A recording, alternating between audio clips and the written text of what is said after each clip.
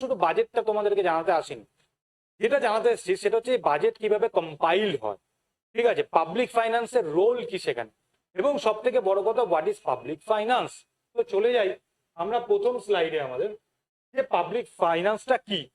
দেখো, public finance মানে হচ্ছে, এটা হচ্ছে এমন একটা জিনিস যেটা দিয়ে তুমি ভারতবর্ষের গভর্নমেন্টের বা আমাদের সরকারের কি ইনকাম আর কি এক্সপেন্ডিচার, তার যাবতীয় খুঁটিনাটিগুলো তৈরি করতে পারি আমরা বা জানতে পারি, বা গভর্নমেন্ট এই পাবলিক ফাইন্যান্সকে কাজে লাগিয়ে তার এক্সপেন্ডিচার অ্যান্ড ইনকামের কি রেশিও এবং কি হতে পারে, কিভাবে সেটাকে আরো আপগ্রেড করা যেতে পারে, বা কোনো কারণে ট্যাক্সেশনকে কমানো যেতে পারে, ফিস্কাল পলিসিকে কিভাবে ইমপ্লিমেন্ট করা যেতে পারে, এরকম বিভিন্ন ধরনের ইটস অ্যান ইনভেস্টিগেশন।